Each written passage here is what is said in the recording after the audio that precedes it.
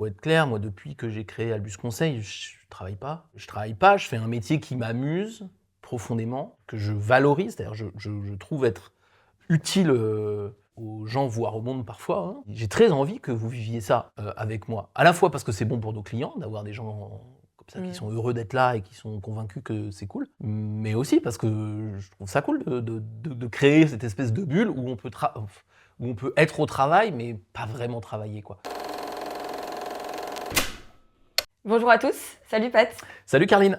Alors aujourd'hui, tu es sur la chaise de l'invité. Mais qu'est-ce que c'est que Mais qu'est-ce que tu fais là? Non, on échange. C'est moi qui t'ai demandé d'inverser les places aujourd'hui. Ouais. Ça faisait très longtemps que j'avais envie de t'interviewer parce que d'habitude, c'est toi qui invites des managers que tu connais ou pas pour les interroger sur leur vision et leur pratique du management. Et moi, j'avais envie qu'on entende pour une fois.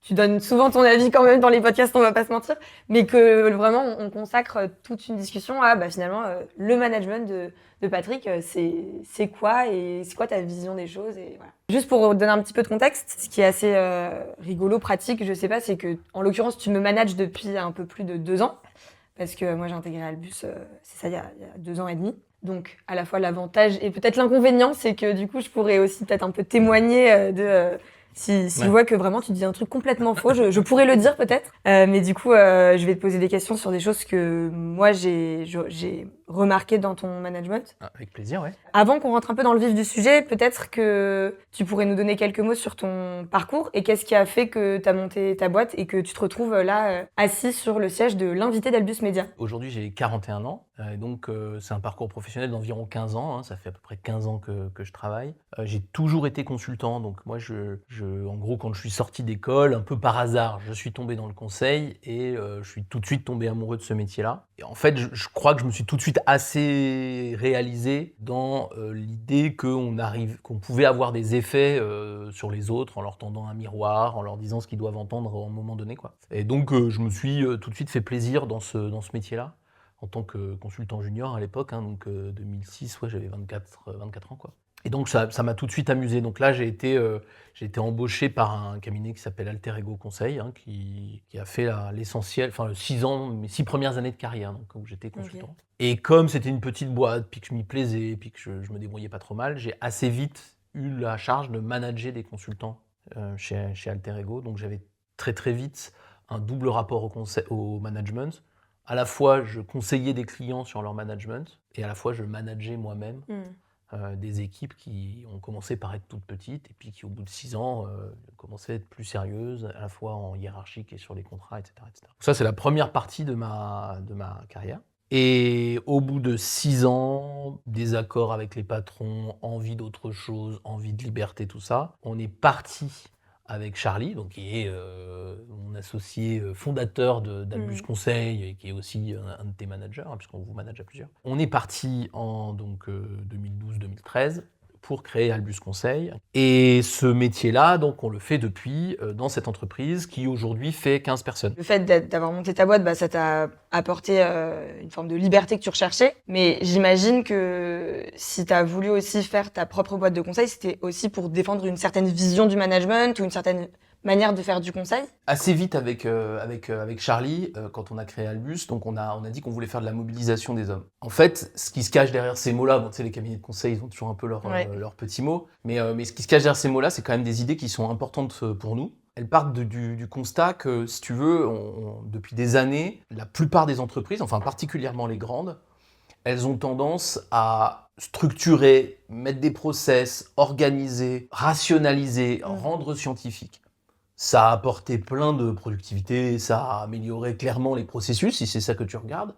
Sauf que notre avis à nous, c'est qu'on a un peu oublié les hommes en route. Et donc, dans Mobilisation des hommes, l'idée, c'est vraiment, on veut mobiliser les humains, leur personnalité, retrouver à l'intérieur de ces organisations qui sont très bien faites, hein, la richesse et la spécificité des individus. Et parce qu'en fait, la conviction qui est derrière et qui est profonde, c'est on n'est jamais aussi bon que quand on est soi-même. Et donc pour moi, le rôle du manager, fondamentalement, c'est d'arriver à retrouver chez les gens qu'ils managent ce qu'ils sont vraiment. En tout cas, c'est pas à toi de le faire, je suis pas psy, tu vois.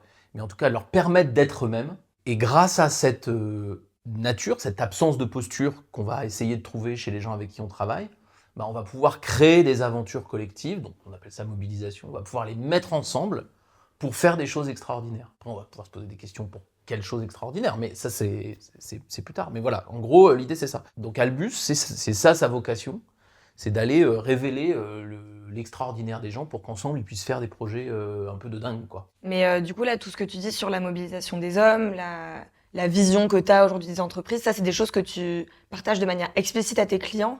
Et les clients achètent le conseil d'Albus ou le conseil de Patrick Bois pour ça. Enfin, ils se disent, on va aider nos managers à révéler la nature des gens ou leur côté extraordinaire. Enfin, je veux dire, ma question est un peu bête, mais Non, les entreprises, elles payent pour ça. Les entreprises, elles payent pour ça. Enfin, oui, sinon j'aurais pas de salaire. Même il y en a certaines qui payent cher pour ça. Qu'est-ce qu'elles viennent chercher en fait? Qu'est-ce qu'elles te demandent et comment derrière toi tu mènes les missions pour répondre à cette conviction que tu as? Ouais, bah, en fait, elles payent dans deux cas. Soit on rencontre des gens qui partagent nos convictions de base, qui sont un peu des rebelles. On a pu faire il y a quelques années un article qui nous a beaucoup marqué qui s'appelle le manager punk. C'est-à-dire qu'on a des clients qui sont des gens comme les punks, hein, c'est-à-dire ni Dieu ni maître. Hein, ils font les choses comme leurs convictions leur conseillent de les faire. Ouais. Et donc là, on va avoir une très grosse connexion. Hein.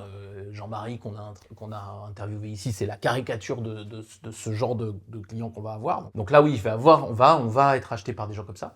Mais de plus en plus, les gens qui nous achètent sont pas des punks. En tout cas, s'ils ont un bout de punk, il est bien caché. Il est un peu enfoui. Ouais. Par contre, on est sur des gens qui sont suffisamment lucides pour se rendre compte que les entreprises se sont déshumanisées.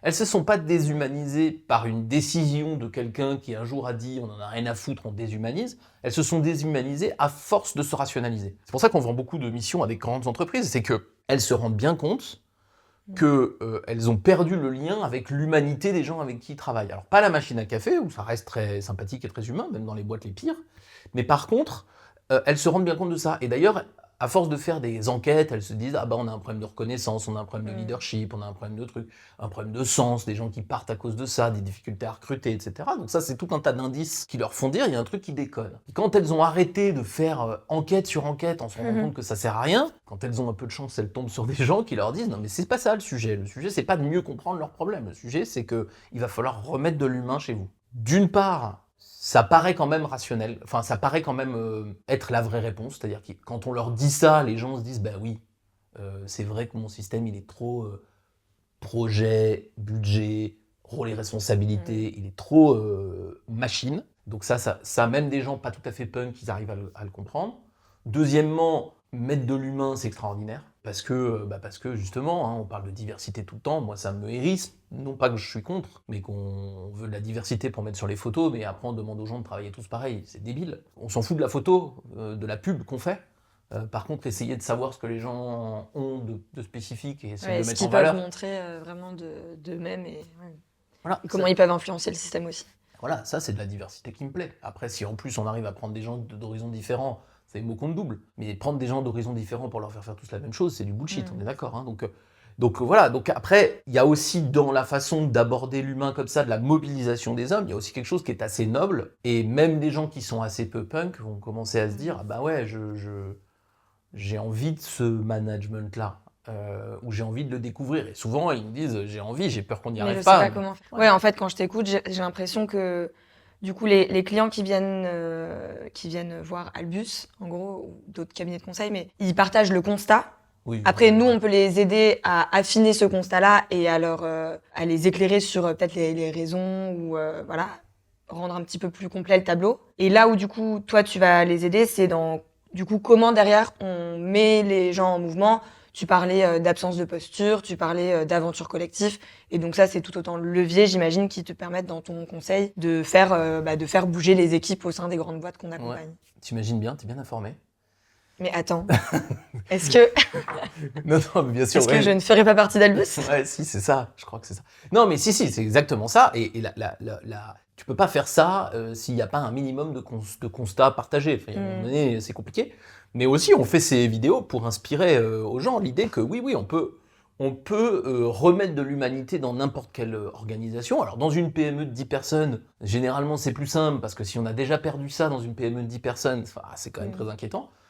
Mais ça arrive aussi, ceci dit. Ça arrive aussi, mais c'est quand même plus rare. Et par contre, plus les entreprises sont grandes et anciennes, plus elles peuvent être exposées à ça. On arrive quand même à tomber sur ce constat-là. Et puis après, oui, c'est ce qui est intéressant, c'est est-ce qu'on arrive à les emmener dans ce truc-là. Et ce qui est passionnant, c'est que pour eux, il faut déconstruire plein de trucs parce que ils se sont convaincus que qu'il fallait des objectifs, comment on a dit, smart, je crois. Voilà, il faut des objectifs smart, il faut des machins. Puis alors on a classifié les gens MBTI, tout ça, toutes ces conneries là. On a tellement classé les gens que réapprendre à les regarder pour ce qu'ils sont et sans les mettre dans des cases, c'est absolument noble, passionnant, enthousiasmant et un peu terrifiant parce que on déconstruit plein de choses. Et mon Dieu, mais si du coup, quand il est au réel, il est pas comme j'aime, est-ce que ça va bien se passer? Et c'est là que j'ai besoin de management, c'est là que j'ai besoin de toutes les techniques dont on parle dans toutes nos vidéos, si tu veux. Mais oui, c'est ça qu'on va essayer de mettre en œuvre. Et ce qui est important, c'est de l'incarner aussi à notre niveau et d'essayer d'être comme ça dans notre quotidien avec eux, quoi. Bah, du coup, c'est intéressant que tu parles d'être comme ça dans le quotidien,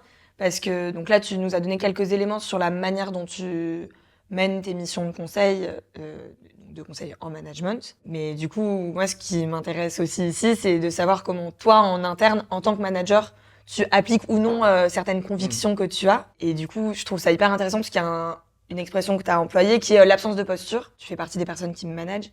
Et je trouve que c'est un truc qui est hyper flagrant chez toi, justement.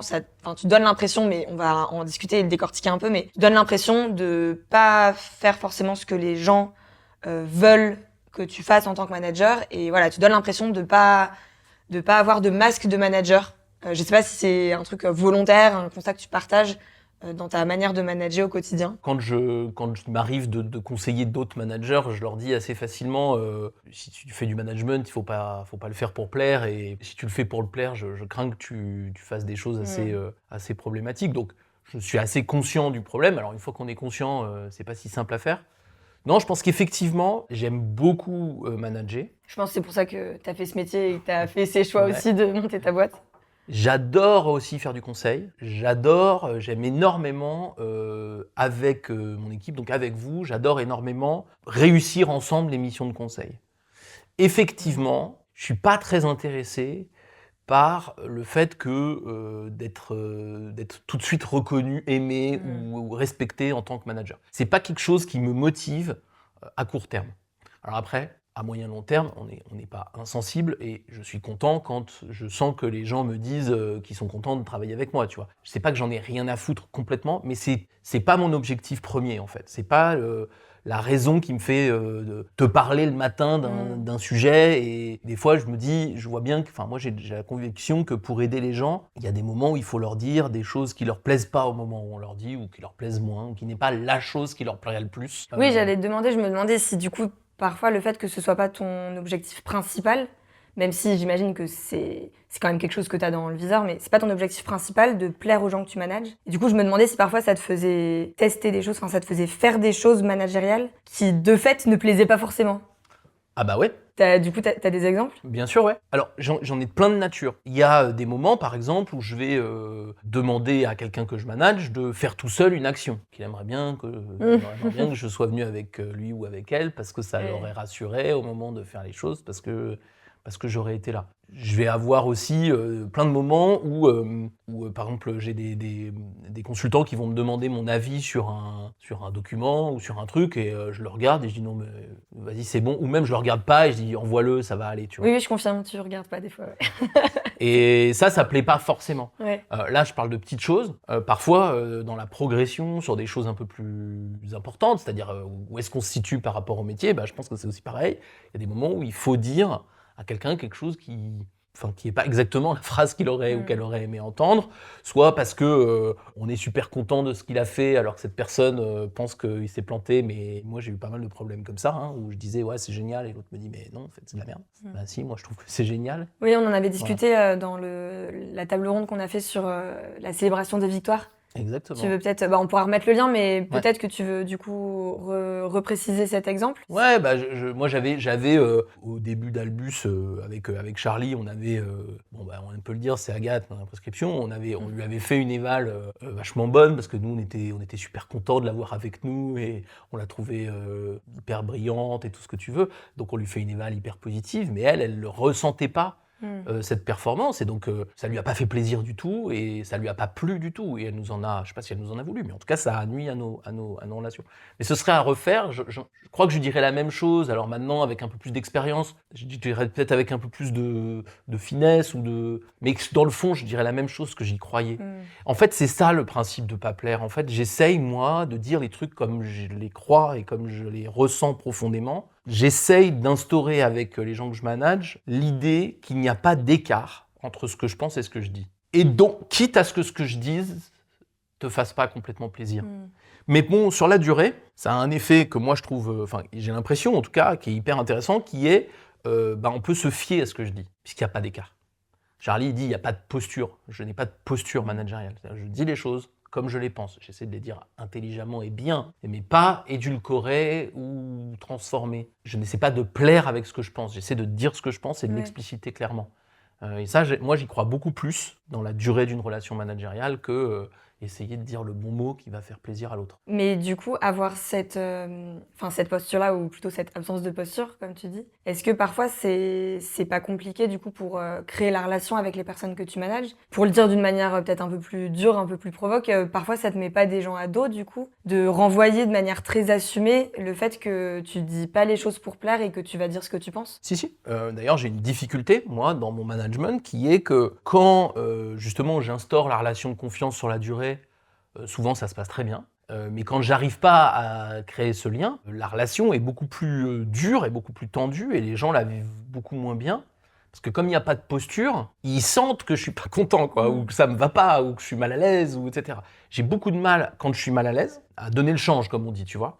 Donc ça, c'est un gros défaut de ce système-là, hein, c'est qu'il est, il est un peu dur avec les gens avec qui j'arrive pas à créer la relation. Qui le vivent comme une injustice, tu vois, qui se sentent un peu déclassés. Mais pour autant, ça te fait pas changer la manière dont tu les manages? J'essaie, vraiment, je pense un petit peu quand même avec la durée, en vieillissant probablement, je pense que je m'adoucis un peu.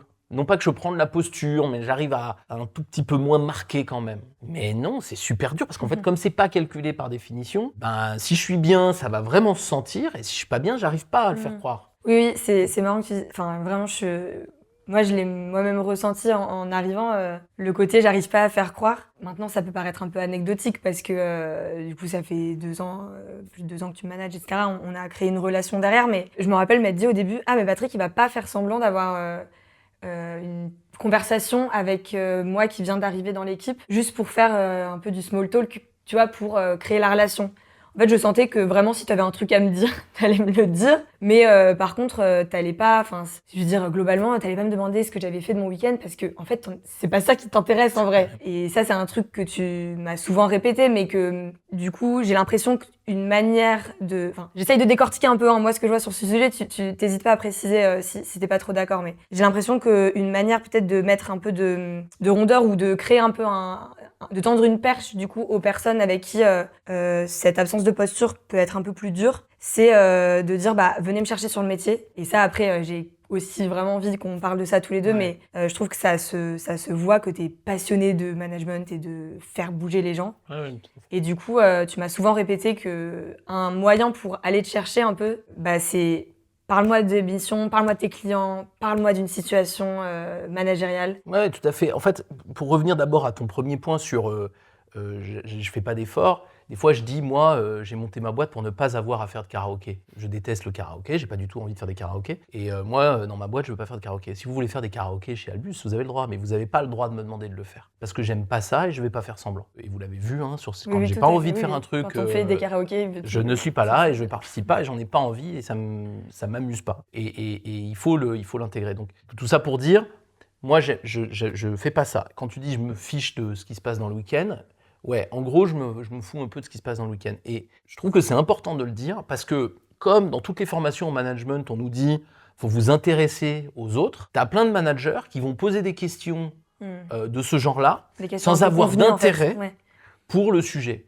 Il se trouve, ceux que je manage pourront juger, mais il se trouve que je m'intéresse aux autres, en tout cas aux gens que je manage, mais pas vraiment à votre week-end. C'est-à-dire j'en ai effectivement rien à battre de ce que tu fais de ton week-end. Il y a des fois où ça m'amuse parce que vous avez des histoires rigolotes et ça m'amuse, mais globalement c'est pas vraiment intéressant. Pour autant, ça m'intéresse de savoir, de comprendre qui tu es, de voir les difficultés que tu as et de pouvoir en discuter avec toi. Donc la sincérité de mon attachement aux gens que je manage, elle est réelle, mais elle se porte pas forcément sur le week-end. Donc effectivement, je vais pas faire cet effort-là. Et par ailleurs, il m'est arrivé 2-3 fois, justement par cette absence de posture, de dire très vite à quelqu'un quelque chose qui m'agaçait au tout début, ce qui n'était pas ton cas, hein. Il n'y avait pas de truc qui m'agaçait directement, mais on en a parlé l'autre jour, ça a pu m'arriver avec Dieudonné ou des gens comme ça. Jour 1, il y a un truc qui m'agace, et le truc, c'est que l'absence de posture me fait lui dire « Non mais ça, il faut arrêter tout de suite en fait ». Et qu'il a arrêté tout de suite, et qu'il est encore avec nous, et que c'est un consultant avec lequel j'adore bosser des années après. Le fait d'être en absence de posture, ça peut faire des moments un peu durs dans la relation, mais moi je garde un peu cette ligne de conduite parce que je trouve que ça crée une fiabilité du truc. Après, quant à ce que tu disais sur venez me chercher sur le métier, ouais, en fait, tu vois, ton week-end, quand je dis j'en ai rien à foutre, c'est des fois ça m'intéresse, ça dépend ce que tu as fait, mais globalement, de façon standard, ça va dire que ça m'intéresse pas forcément. Par contre, j'adore le métier que je fais, et je pense que c'est assez essentiel quand on manage, et j'adore tout ce qui vous concerne par rapport à notre métier. Et ça m'intéresse vraiment.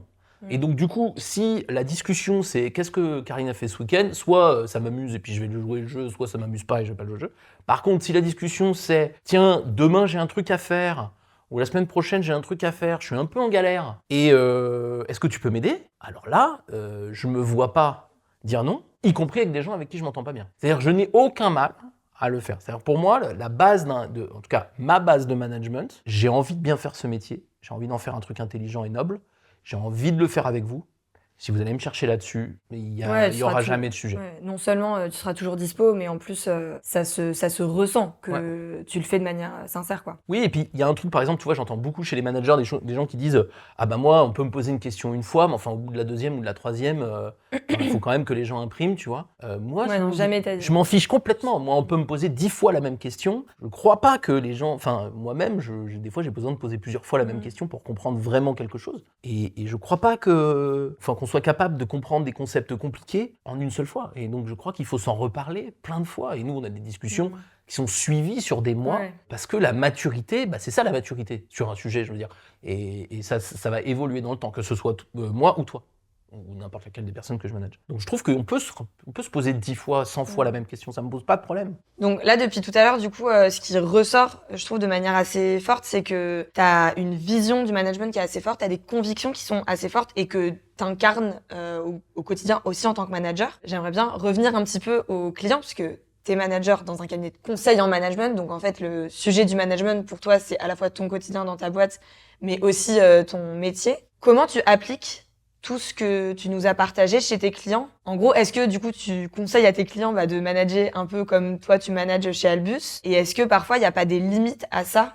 De se dire t'as des convictions très fortes, sauf que le fonctionnement d'une grande boîte, d'un grand groupe, c'est pas le fonctionnement d'une petite PME comme Albus. Du coup, j'imagine que parfois tu te heurtes aussi à des contraintes et à des limites des systèmes qu'on accompagne. Ouais, c'est sûr.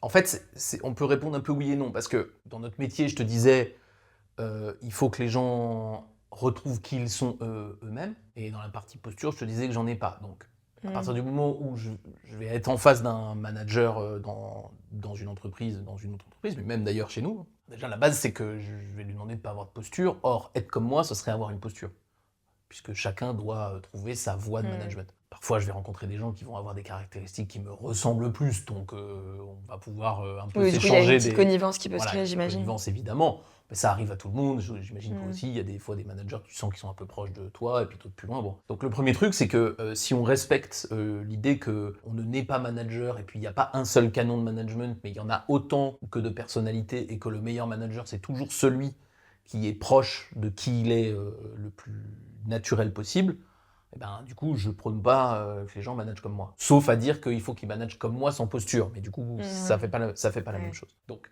oui et non de ce point de vue-là.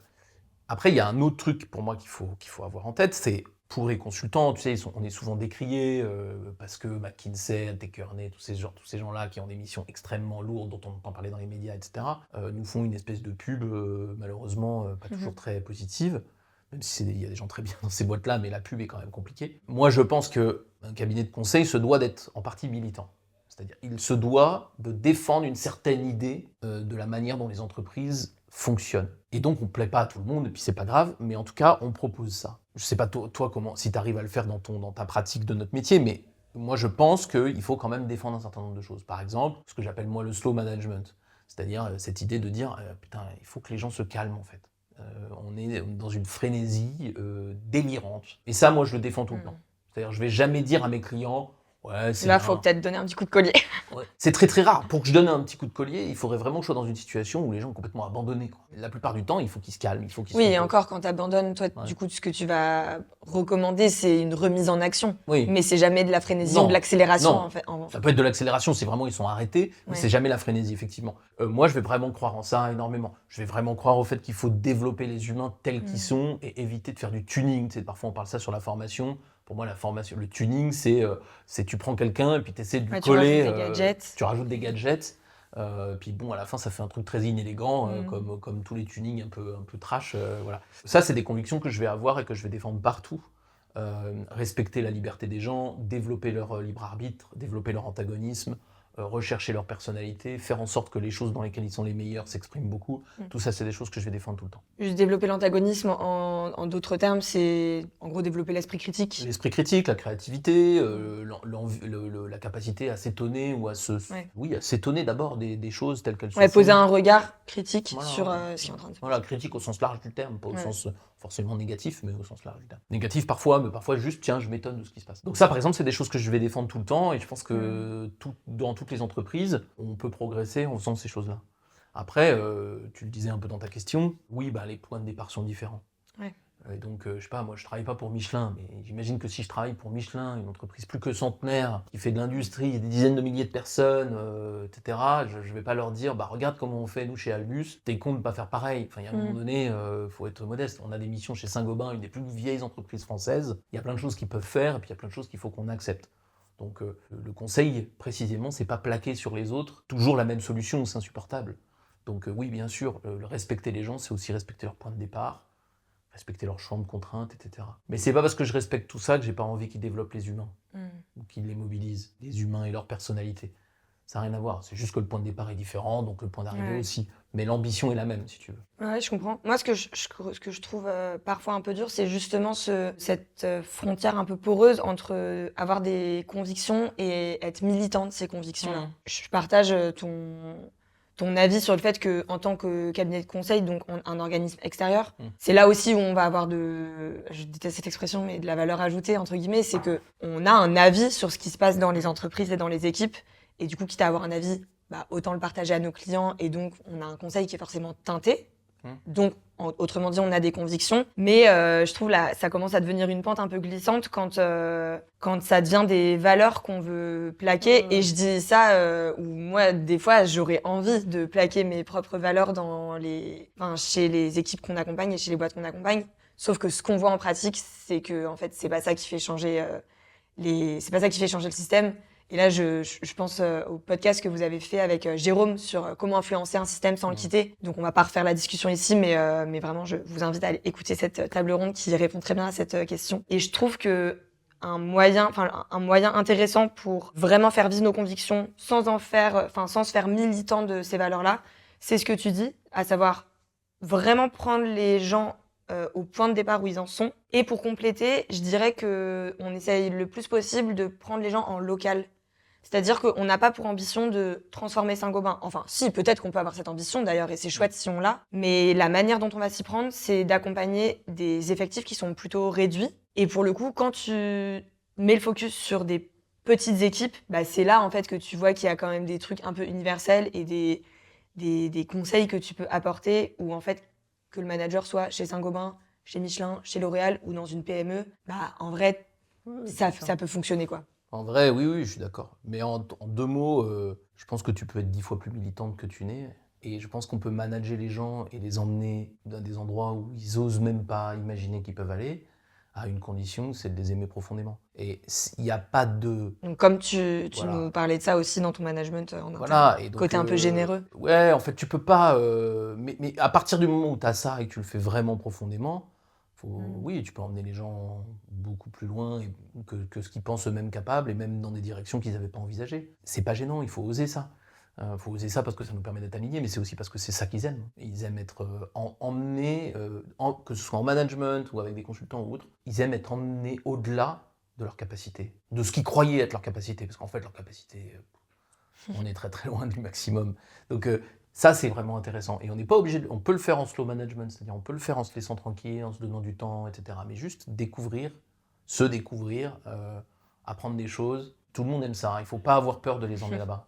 Je trouve que ce que tu dis, ça illustre très bien l'autre gros sujet qui, moi, me marque beaucoup dans ton management. C'est ce que j'ai appelé, mais on va décortiquer un peu ensemble, c'est le côté management généreux. Et effectivement, je peux en témoigner, je me porte garante en étant managée par Patrick que quand on se pose une question sur le métier, globalement, tu seras toujours dispo pour y répondre. Et ça se verra que tu auras envie d'y répondre et que tu auras envie de nous aider. Et moi, je trouve que c'est un truc qui est vraiment fort, que tu dis souvent chez tes clients aussi, et que j'ai l'impression que tu essayes d'appliquer aussi en interne dans ta gestion d'Albus, de mettre beaucoup de générosité dans ton management. Ça veut dire aussi mettre beaucoup de toi-même. Je sais pas si tu vois un petit peu ce que je veux dire derrière ce mot-là, management généreux. Ouais, oui, je vois très très bien comment ça peut être vécu comme ça. Je contrôle pas trop mon énergie sur ces sujets-là. Je me dis pas, vas-y, garde-en un peu sous le pied et tout. J'essaie vraiment de le faire. Ça vient de la passion que j'ai pour ce métier. Ça vient probablement aussi du fait que, faut être clair, moi, depuis que j'ai créé Albus Conseil, je travaille pas. Je travaille pas, je fais un métier qui m'amuse profondément, que je valorise, c'est-à-dire je trouve être utile vraiment aux gens, voire au monde parfois. Hein. Et en fait, j'ai très envie que vous viviez ça avec moi. À la fois parce que c'est bon pour nos clients, d'avoir des gens comme ça qui sont heureux d'être là et qui sont convaincus que c'est cool, mais aussi parce que je trouve ça cool de créer cette espèce de bulle où on peut être au travail, mais pas vraiment travailler, quoi. Et ça passe par le fait que, le fait que moi je m'amuse. Du coup, c'est vous le vivez comme de la générosité, mais moi je joue, donc je me dis pas, ça me coûte rien en fait. Faut comprendre. C'est-à-dire, c'est généreux de votre point de vue, mais moi ça me coûte pas cher. C'est pas un peu provoque de dire ça? De dire que tu travailles pas? Enfin, on a le droit de dire qu'un gérant d'entreprise, Ben, si, je travaille des fois quand je fais du recouvrement, tu vois. Mais non, quand je fais mon métier, je travaille pas, je suis aligné complètement avec moi. Et on a le droit de le dire quand on est gérant. Enfin, je pense qu'on devrait avoir le droit de le dire dans des tas de cas. Et en plus, moi, j'associe pas ça avec une quantité de travail. C'est-à-dire que je travaille pas, mais je le fais 35 heures par semaine. Hein. Je suis pas du tout staccadoviste, moi. Mais effectivement, ouais, non, j'ai pas de... Si j'avais plus besoin de gagner d'argent pour vivre, je crois que je continuerai à faire du conseil. C'est une de mes activités de ma vie. Voilà. Mais du coup, alors, je repose ma question, mais un peu dans l'autre sens. Est-ce que du coup, c'est pas justement parce que tu as monté ta boîte que tu peux dire ça? Parce que tu nous disais que avec Charlie, vous avez aussi créé Albus pour faire une boîte un peu qui vous ressemble, avec beaucoup de liberté, etc. Est-ce que c'est possible d'être manager dans un environnement qui est très contraignant, ou on va dire qui est plus contraignant que le cadre que vous avez créé chez Albus, et d'aller un peu chercher ce truc d'amusement et de, tu vois, si on se dit ne pas travailler, c'est un peu un idéal au loin. En fait, la question c'est parce qu'en fait, je pourrais dire je travaille pas, je pourrais dire aussi je suis passionné, c'est-à-dire c'est ma passion, c'est une de mes passions. J'essaie qu'elle soit pas envahissante, d'ailleurs ça me va très bien qu'elle soit pas envahissante, qu'elle dure 35 heures par semaine, c'est être passionné. Si la question que tu poses c'est est-ce qu'il faut être patron de sa boîte pour être passionné, ma réponse c'est non. Le problème, c'est que dans plein de boîtes, il y a des gens absolument passionnés, et d'ailleurs souvent passionnants, mais qui sont entravés par plein de conneries. On leur demande plein de trucs qui ne sont pas leur passion, et qui les gênent dans leur passion, ce qui fait qu'ils ont des managements hyper heurtés, parce que du coup, justement, c'est très difficile d'être généreux quand la moitié des choses que tu demandes, c'est très chiant. Ça serait 50% de temps qui est consacré au recouvrement et... Voilà, ça serait trop relou, tu vois. Heureusement, c'est pas notre cas. Faire ses notes de frais, 5 jours. Arrête, je veux faire des boutons. Non, mais tu vois, pour moi, évidemment, c'est peut-être plus facile à faire quand c'est sa boîte et tout, je conçois. Maintenant, pour moi, le truc du manager, ou en tout cas, de ce qu'on va essayer de faire quand on est manager, c'est est-ce que je suis un peu passionné par ce que je fais, que ce soit le métier, le produit, l'environnement. Il y a plusieurs raisons d'être manager pour un même métier, d'être passionné pour un même métier. Et la question, c'est est-ce que j'arrive à créer dans mon équipe un espace dans lequel on a suffisamment de temps où on se parle de passion. Et moi, chez mes clients, je dis souvent aux managers, je leur dis, mais il faut que vous reparliez métier, il faut que vous refassiez plaisir sur ce qui est excitant ou ce qui est beau dans votre métier, que ce soit avec des opérateurs, des gens très techniques dans les usines, que ce soit avec des vendeurs, que ce soit avec des gens plus dans le tertiaire et tout. Et en fait, on a un peu oublié ça parce qu'on a mis des tas de process, etc. Moi, j'ai créé un système de management avec Charlie où on a enlevé plein de problèmes qu'on n'avait pas envie d'avoir. Mais Comme quoi, tu peux donner un exemple? Par exemple, on ne se fait pas chier à valider les congés, à calculer les congés. Vous nous demandez des congés, on les accepte. D'ailleurs, vous ne les demandez même pas, vous nous signalez que vous les prenez, et puis voilà. On ne s'embête pas avec les augmentations salariales. Vous les décidez, quand vous avez envie d'être augmenté, vous savez qu'il y a des critères, vous demandez. Ça m'évite d'avoir le problème à gérer, que je te donne une augmentation, puis que tu trouves que tu méritais plus, etc. J'ai pas à gérer ce problème. Ok. Ça, c'est difficile à faire quand c'est pas ma boîte. C'est possible à faire quand c'est ma boîte. Mais si vous regardez les managers, ils passent un temps fou à gérer plein de sujets qui sont pas les bons en fait. Et quand j'ai bossé, je prends un exemple chez Darty, ça m'a vraiment frappé et ça m'a aidé dans mon management de bosser avec Régis, qui est un manager que j'ai interviewé à ta place il y a quelques semaines et qui m'a vraiment beaucoup inspiré dans mon management. À l'époque, on bossait chez Darty. C'est pas Régis Darty, son nom. Donc c'est pas sa boîte. Ils font du service, tu sais, c'est les gens qui réparent les machines à laver. Et je me rappelle, avec lui, on avait travaillé justement sur la passion ou la noblesse qu'il y a à réparer une machine à laver. Et on reparlait de ça, de la technique, de « Ah, mais comment tu fais pour réparer cette panne ?» etc. Les mecs, ils sont passionnés. Mais quand tu les manages sur le nombre de visites, le temps que tu passes par client, le taux de je sais pas quoi ou le machin truc, mais qui comprennent plus ce qu'ils sont en train de faire, et ils font de l'abattage. Quand tu commences à leur dire, je voudrais qu'on reparle de machine à laver, ça me paraît bizarre, moi on n'est pas passionné de machine à laver, mais eux c'est des techniciens, ils aiment ça quoi. Et la passion elle se réveille. Alors, je te dis pas qu'elle se réveille comme un patron d'entreprise 35 heures par semaine, mais la passion elle se réveille. Et quand tu arrives à faire ça, c'est quand même merveilleux. Donc pour moi le truc du management, c'est est-ce que j'arrive à étendre un peu l'espace dans lesquels les gens arrivent à se passionner un peu. Et moi mes grandes satisfactions de manager, c'est quand j'y arrive un peu avec vous. Et où j'y arrive directement ou parce que les conditions qu'on a créées fait que ça vous arrive. Si je reformule juste du coup ce que tu dis, en gros c'est même un manager qui est dans un environnement où il doit, écrire des reportings, où il a plein de contraintes, etc.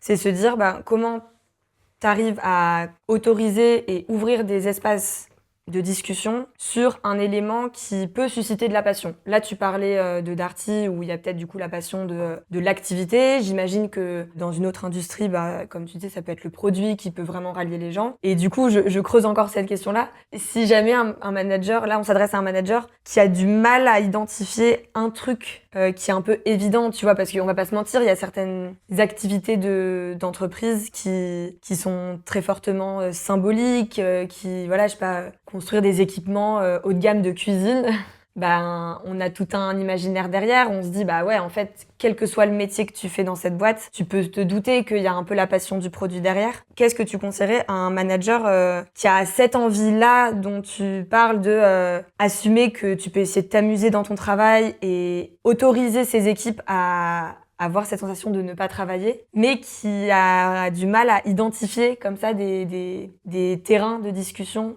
pour réveiller un peu ce côté passionné? Alors, c'est plus facile à faire.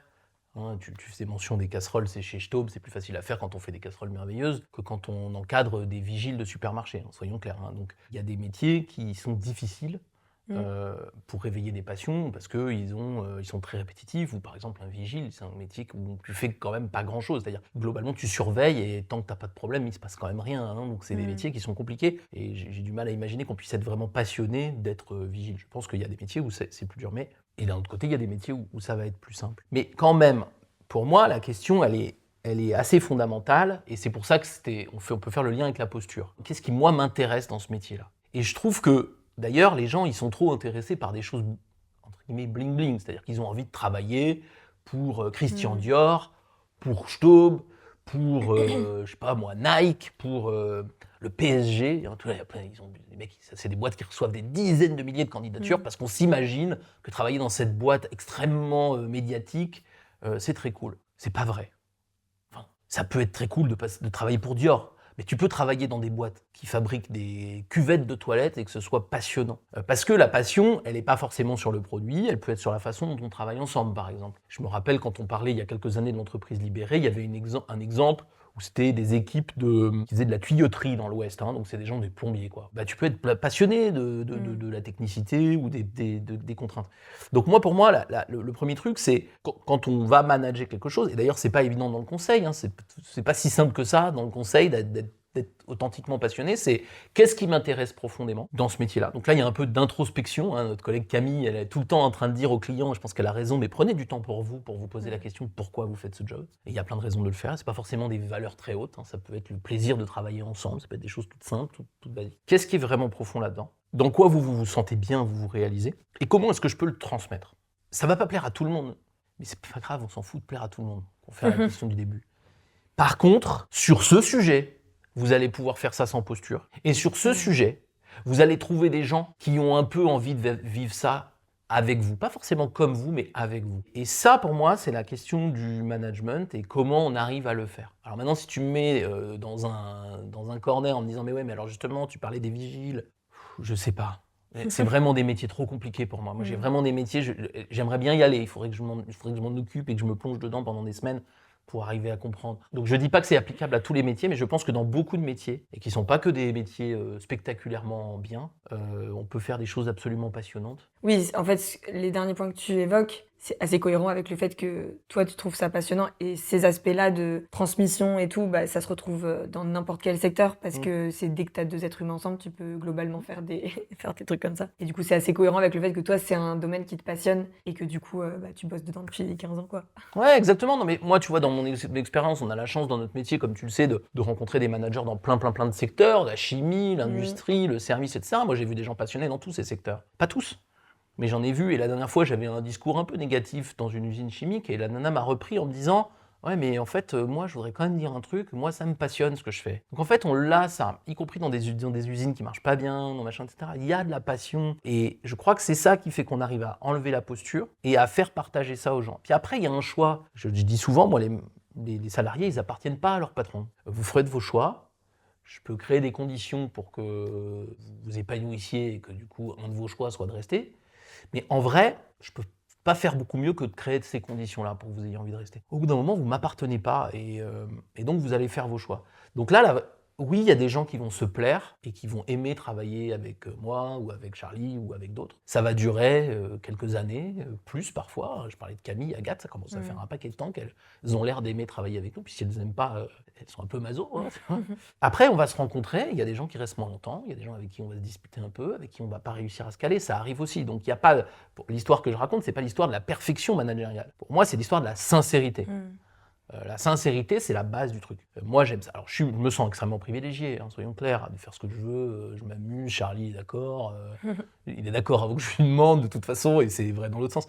Je suis extrêmement privilégié. Mais quand même, il y a des choses qu'on peut reproduire, même à plus petite échelle, et qui sont soyons sincères sur ce que j'aime dans ce métier, et essayons de créer une bulle, et les gens qui vont trouver le même plaisir que moi, on va pouvoir faire un bout de chemin professionnel ensemble. Ouais, ce que j'aime bien, du coup, pour reprendre un peu ce que tu dis, c'est pas forcément aller chercher une passion commune avec les personnes que tu manages, mais c'est se poser la question, tiens, dans quel type de situation ou sur quel type de sujet je pourrais me permettre en tant que manager de pas avoir ma posture de manager, parce que du coup, toi, c'est ce que tu disais, oui, chez Albus, tu as cette possibilité-là de jamais avoir de posture, mais on sait que parfois, dans certaines boîtes, il y a des managers à qui on demande plus de choses, qui ont plus de contraintes. Mais même dans ces cas-là, de se dire, est-ce que je peux m'autoriser à créer un espace d'échange où vraiment je fais tomber le masque ? Et en fait, derrière, c'est peut-être ça qui peut créer des échanges vraiment passionnés et derrière, après, créer un relationnel quoi, avec les gens que tu manages. Ouais, la passion, c'est pas un compromis, tu vois. La question de la passion entre toi et moi, c'est pas d'essayer de trouver la passion commune. C'est quoi notre passion commune ? Les bonbons qui piquent ? Bollywood. Ah voilà, Bollywood. Mais ça nous amuse et on aime bien mais en vrai, c'est pas ça. se passer un film indien de temps en temps et on est content et ça nous fait plaisir. Ah, écoute la musique, j'aime bien machin. C'est rigolo, ça crée un tout petit lien. Oui, mais c'est annexe en vrai. Le vrai sujet, il n'est pas là. Le vrai sujet, c'est est-ce que ce qui occupe le plus clair de notre temps ensemble, c'est de faire des missions de conseil. Est-ce que là-dedans, on arrive à se passionner de la façon dont on le fait mutuellement, etc. C'est pas un compromis, il faut qu'on le fasse totalement tous les deux. Après, il y a des consultants avec qui je m'entends très bien, avec qui j'ai très peu de passion commune. Toi, effectivement, il y a Bollywood, peut-être les bonbons qui piquent. Mais voilà, il n'y en a pas besoin en fait. C'est pour ça que la question du week-end, on s'en fout un peu. C'est-à-dire que si ton week-end, il m'intéresse pas, c'est pas grave, on l'a pas passé ensemble de toute façon. Donc c'est pas vraiment gênant. Moi, ce qu'on va passer ensemble, c'est un bout de lundi. Donc ma question, c'est qu'est-ce qu'on fait dans ce bout de lundi qui nous fait plaisir. Et je suis content quand tu passes un bon week-end. Mais je suis heureux quand un lundi après-midi, tu raccroches de ta cliente et ça t'est arrivé il y a 3 jours, et tu es heureuse d'avoir réussi quelque chose. Ça dure peut-être 20 minutes, une demi-heure, une heure, mais pendant ces 20 minutes, une demi-heure, une heure, tu travailles pas. Ouais, c'est vrai. Tu es juste heureuse d'avoir vécu un truc. Alors, si c'est une fois tous les 6 mois, c'est chiant, hein, mais j'espère qu'on arrive à le faire un peu plus souvent parce qu'on s'amuse ensemble, parce qu'on s'écoute, parce qu'on se respecte. Parce qu'après, c'est ça le truc. Hein. C'est est-ce que j'essaie d'avoir des consultants qui me ressemblent ou est-ce que j'essaie d'avoir des consultants qui s'amusent ? Ah bah moi, j'essaie d'avoir des consultants qui s'amusent, soyons clairs. Parce que si j'essaie d'avoir des consultants si tu essaies de me ressembler, tu vas pas t'amuser. C'est chiant d'être moi si t'es pas moi-même. Et encore, même moi, des fois, je me saoule moi-même. Donc voilà. Mais ça serait pire. Essaye d'être moi-même, c'est horrible. C'est trop chiant. Par contre, essaie d'être toi-même et sois toi-même en même temps que je suis moi-même. Il y a des chances qu'on s'amuse ensemble. Hein. Mais du coup, en t'écoutant, je me dis, il y a un autre truc, pour le coup, qui est peut-être vraiment du rôle du manager, c'est souligner les moments où tu vois que les personnes de ton équipe, et peut-être que ça dure 5 minutes, mais souligner le moment où tu sens que la personne, là, pendant 5 minutes, elle a arrêté de travailler. Et en fait, elle est juste contente de ce qui vient de se passer. Et là, bon, on va pas refaire notre podcast sur la célébration, mais encore une fois, je peux témoigner. Ça, c'est un truc que tu fais vachement, je trouve. En fait, j'ai des moments, mais je sais pas si les gens vivent ça dans leur management. Moi, j'ai des moments où mais les gens que je manage font quelque chose qui me stupéfait, qui m'émeut, on dit ça ? Qui m'émeut, oui, tout à fait. Où où il y a quelque chose qui se passe. Ça m'est arrivé il y a pas très longtemps j'étais avec Audrey dans une réunion, je la vois, je me dis putain, c'est extraordinaire. Enfin, j'étais en mode, c'était pas mon cerveau analytique. J'étais en train de me dire, c'est trop fort. Mais il faut le dire. À ce moment-là, comme on le pense exactement. Pour moi, c'est ça, en fait, le truc ça fait un lien avec la célébration, mais là, on parle de comment moi, je manage. Moi, si je ressens ça, j'essaie de le dire comme ça. Et des fois, c'est bizarre parce que ça coupe presque la phrase, parce qu'il n'y a pas justement de posture, parce que j'ai pas écrit tout le texte pour dire, voilà, en 3 points, voilà pourquoi j'ai trouvé que c'était bien ce que tu as fait. Je lui dis, putain... Excuse-moi, dans mes 2 secondes, on débriefera après, mais c'était trop fort ton truc là. Et j'étais vraiment ému et je transfère cette émotion. C'est pas tous les jours, tous les matins, avec tout le monde, tout le temps. Mais quand ça arrive, c'est tellement précieux. Et c'est hyper important parce que les gens ont besoin à la fois d'avoir dans le regard de leur chef ce genre de truc, mais aussi c'est le moment où on est le plus sincère. Et donc du coup, ça marche de ouf. Mais ça marche parce que c'est pas un calcul. Oui, ça serait vraiment contre-productif si on sentait que c'était calculé. D'ailleurs, si on faisait le texte de ce que j'ai dit, ça répond pas au canon de ce qu'il faut faire en management. Oui, on nous dirait, il faut qu'il y ait bien les preuves avec les arguments, les exemples et les trucs. Non, à ce moment-là, ça va pas du tout. C'est pas ça qu'il faut dire au sens rationnel du terme. Mais c'est ça absolument qu'il faut dire au sens émotionnel du terme. Et ça crée un lien qui est très très sincère et donc ça fonctionne. C'est quand même le secret, pour moi, du management. C'est est-ce qu'on arrive à être sincère ? Mais du coup, la question que je me pose aussi en t'écoutant, c'est est-ce qu'il n'y a pas un retour de bâton possible à être entre guillemets autant sincère, qui va avec ce que j'appelle le management généreux, c'est du coup être vraiment toi-même. Et je pense qu'on en a beaucoup parlé là depuis le début de cette discussion. On sent que effectivement tu mets pas de masque et t'es toi le lundi matin et vendredi à 15h quoi. Mais du coup, s'il y a des situations managériales qui se passent moins bien, mais que c'est autant toi-même et que tu peux pas te cacher entre guillemets derrière le masque de manager que tu mets le lundi à 8h et que tu retires le vendredi à 17h ou 18h, bah est-ce que c'est pas d'autant plus dur ? Ah si, moi il y a des situations managériales qui me blessent profondément et qui vont m'empêcher de dormir ou qui vont vraiment me heurter profondément. C'est pas très fréquent, mais ça m'arrive parce qu'effectivement, il y a des contradictions que j'accepte assez facilement, des discussions sur le fond, être challengé sur une méthode, etc. Ça me pose aucun problème. Mais parfois, dans la relation managériale, il y a des choses que je juge comme étant injustes. Je dis bien comme ça parce que la justice, c'est un drôle de concept. Hein. C'est-à-dire que faire attention avec ce qu'on appelle la justice. Mais moi, à ce moment-là, dans mon immense subjectivité, il y a des choses que je juge comme étant injustes. Par exemple, comme tu parles de générosité, en tout cas, je sais que je mets de l'énergie sur un certain nombre de sujets. Bah, parfois, quand on m'accuse d'avoir un but caché ou des trucs comme ça me blesse vraiment. Donc du coup, ouais, c'est pas vraiment reposant comme management dans le sens où j'ai pas beaucoup de distance. Alors j'en ai pas en bien, c'est-à-dire que je peux être extrêmement sincère dans ma façon de manager, mais j'en ai pas non plus pour me protéger en ayant un peu de trucs. J'essaie d'apprendre avec le temps, l'âge et tout ce que tu veux à être un peu plus sage. C'est-à-dire pas plus de posture, mais un peu plus... Vas-y, respire en fait. C'est pas grave. Je me rends bien compte, moi j'ai besoin de Charlie pour ça, hein. C'est vraiment comme ça que je gère, hein. Moi je gère avec lui. Je pense qu'il faut il faut avoir des buddies dans la vie qui nous aident et qui font leur truc. Je me sers, parfois je te le dis à toi aussi, hein, des fois c'est pas que Charlie c'est le plus fréquent, mais ça peut être avec des gens avec qui je travaille, comme toi ou d'autres. Mais ouais, il y a des moments où moi ça me blesse vraiment. Je dis pas que c'est parce que les gens ont été pas bien ou malhonnête, ou des fois oui, hein, mais des fois c'est juste moi qui perçois très mal un truc parce que j'ai l'impression d'être un peu trahi. En fait, j'aime bien qu'on me challenge sur un certain nombre de trucs. J'aime pas qu'on m'accuse d'être malhonnête, par exemple. Tu vois. Parce que j'ai vraiment tellement l'impression de pas l'être que Ouais.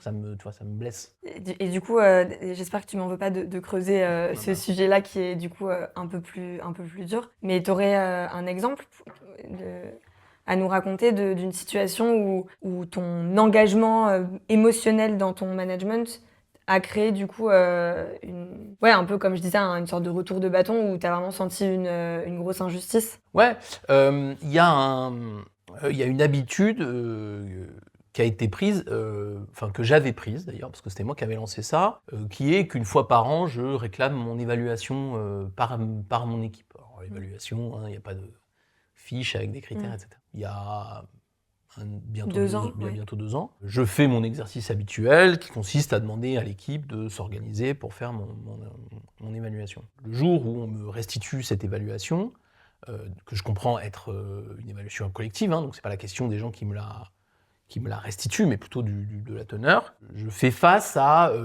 une liste de, je sais pas si c'est des reproches, en tout cas moi je le vis très mal en fait, en vrai, parce que je le vis comme une longue liste une espèce de purge non désirée. En plus, je dis pas que j'avais été très bon dans la période qui précédait, probablement pas, hein, mais en fait, les Vals, c'est un moment où je cherchais à avoir quelque chose qui m'aide à grandir. Puis là, j'avais un truc qui était vraiment une liste assez forte à l'après-vert de choses qui étaient dures et tout.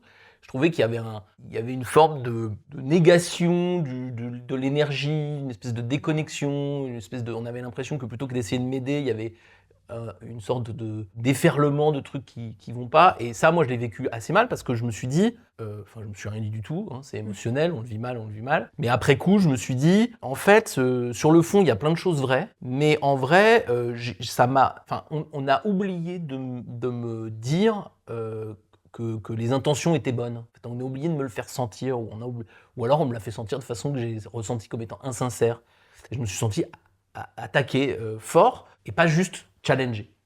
Et ça m'a vraiment blessé. Donc, ouais, il y a des moments où, c'est celui qui m'a le plus marqué, il y a vraiment des moments où il y a des remarques où je me dis, non mais c'est pas possible, en fait, c'est bizarre, quoi. Ouais, ce que je comprends, c'est pas tant le contenu de la remarque qui va... Enfin, des fois, ça peut aussi blesser, j'imagine, mais c'est pas tant le contenu qui va être difficile à accepter pour toi, mais plutôt le fait de sentir qu'il y a pas de réciprocité, du coup, dans l'implication et dans la générosité que toi t'y mets. Oui, mais c'est totalement subjectif, d'accord ? Parce qu'en fait, comme je te disais, la générosité, ça c'est ce que tu perçois. Moi, en vrai, c'est juste, en gros, c'est gratuit, c'est-à-dire que ça me coûte rien, hein, d'être comme ça. J'aime bien être comme ça et ça me fait plaisir d'être à fond. J'adore mon métier, j'adore être avec vous, j'adore essayer de vous faire grandir. Tout ça me coûte pas très cher, quoi. Mais effectivement, par contre, je suis quand même conscient que j'y mets de l'énergie et tout. Et donc, du coup, comme tout le monde, il y a des fois où j'ai du mal à accepter certaines natures de critiques, peut-être plus que d'autres qui sont un peu plus distants par rapport à ce qui se passe autour d'eux et tout, et qui vont un peu plus, ok, qu'est-ce qui s'est passé, ok, il y a un message sous-jacent qui est celui-là, t'es pas remis en cause personnellement. Ouais, non, moi dans ces moments-là, je me dis, moi, mais franchement, tu sais quoi, je vais faire une boîte tout seul avec Charlie, je vais gagner le double, je serai pas emmerdé par les cons, et voilà. En vrai, c'est comme ça que je rentre chez moi, et puis 3 jours après, je trouve une autre solution pour avancer, tu vois. Mais c'est vrai que sur le coup, je me sens très meurtri par ce truc-là. Je pense que c'est très... j'ai l'impression que c'est très logique que cette absence de posture me rende un peu susceptible ou un peu à fleur de peau sur certains sujets. J'essaie de m'assagir. Ça m'est moins arrivé quand même depuis 2 ans, ou de façon plus isolée, sur des petites choses qui ne m'empêchent pas de dormir. Mais il y a vraiment des moments où je me dis, ouais, non, mais...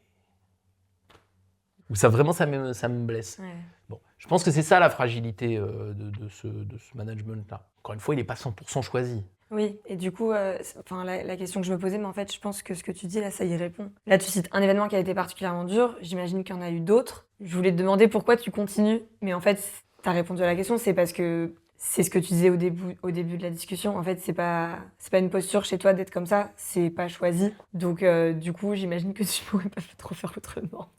Ouais, je peux pas. Non, en vrai, il y a des trucs que je me dis, tu vois, à un moment donné, je m'étais dit pendant le Covid, bah vas-y, si notre métier demain, il est très digital, j'arrêterai le conseil. Moi, je peux pas faire ça comme ça, c'est pas du tout ma façon de faire, je déteste ça. On en est très très loin, tout va bien.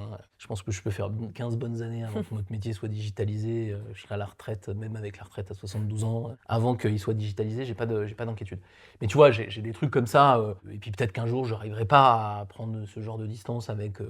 des choses que je considérerais comme étant en fait infinies, tu vois. Par exemple, je me pose des questions sur comment est-ce que ça se passe si on n'arrive pas, à force de louer la liberté des salariés, si on n'arrive pas à les garder pendant 10-15 ans, aucun, quoi. C'est-à-dire, s'il n'y en a aucun qui suit notre truc, comment je fais, moi, au bout d'un moment? C'est-à-dire, à quel moment je vais me retrouver dans une situation où tu te dis, mais en fait, à quoi ça sert de faire ça s'il y a jamais quelqu'un qui va prendre ta relève quelque part. À sa façon et tout sans être toi-même, hein, mais prendre ta relève. Donc ça, c'est des questions que je me pose, tu vois.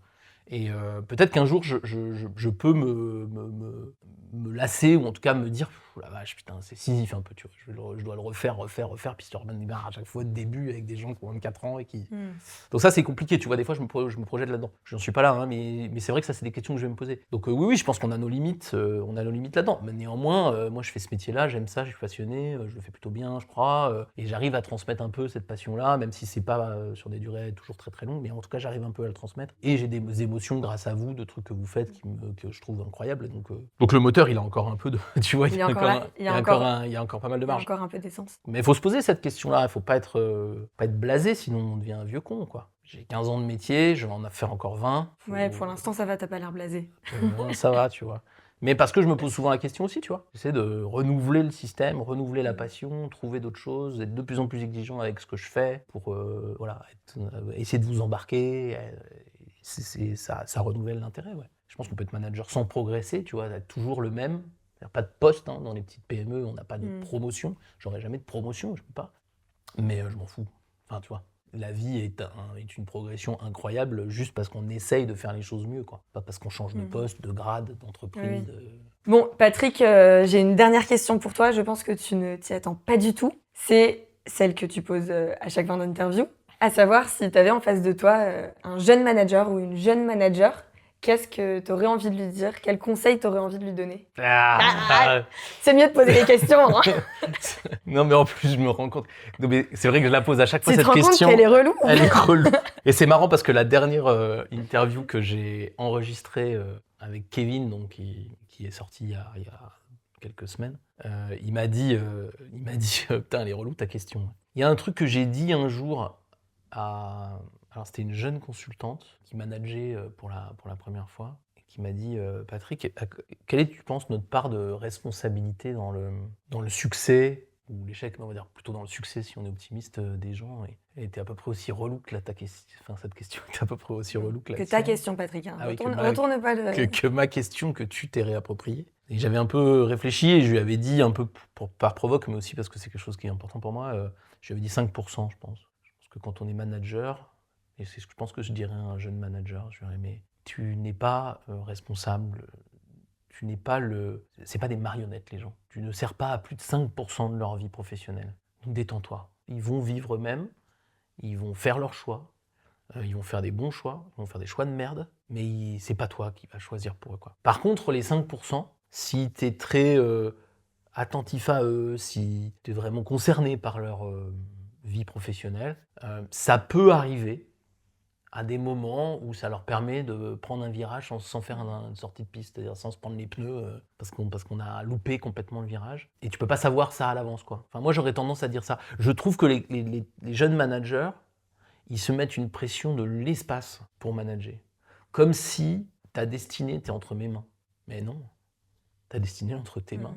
Et elle reste entre tes mains tout le temps. Moi, je dirais ça à un jeune manager. Donc 5%, mais les 5%, ouais, mais tu peux les soigner. Voilà, il faut le faire, comme je disais dans notre discussion, il faut le faire Ouais. avec beaucoup d'honnêteté, d'intensité, parce que de temps en temps, ces 5%, on a besoin, on en a déjà parlé tous les deux, il y a des moments où on est jeune, on est en train de se construire, même quand on est moins jeune, et on a des moments où on a besoin d'un mentor, on a besoin d'un point d'appui, on a besoin de ces 5%, justement pour ne pas se prendre le mur et pour réussir un virage. On peut faire le bon choix, etc. Le choix, il reste entre tes mains, quoi qu'il arrive, mais on a besoin de juste ce petit coup de frein, de ce petit moment où, hop, il y a quelqu'un qui te donne les 5%. Et ça, tu peux pas le savoir, parce que quand on est manager, on n'est pas dans la tête de la personne qu'on manage. Donc, il faut juste être généreux tout le temps et attentif tout le temps. Et puis, de temps en temps, les 5% sont très importants dans la vie des gens. Et puis, de temps en temps, ils font 5%. Trop cool. Merci beaucoup, Pat. Ben, de rien, Caroline. Est-ce que tu avais envie de rajouter autre chose avant qu'on conclue cette discussion ? Non, parce que je suis très peu bavard. On l'a vu. Et du coup, je sais plus quoi dire. Non, T'as tout dit, là. Non, j'ai pas tout dit, on pourrait en parler longtemps. Non, mais c'est intéressant d'avoir ce genre de base, de trucs. Après, il faut que les gens viennent discuter avec nous. Eh ben oui, et on ne peut qu'encourager les gens qui nous ont écoutés à venir le faire. Si jamais il y a des gens qui ont des questions ou des remarques, j'allais dire on peut te retrouver sur LinkedIn, mais oui, parce qu'en fait, tu es partout sur Albus Media. Donc je pense on ne voit que moi sur le management, mais non, pas encore. Donc je pense qu'on peut te retrouver facilement si les gens ont des questions à te poser. Merci beaucoup de nous avoir partagé tout ça, Pat. Merci Caroline pour tes questions. Salut. Salut, ciao.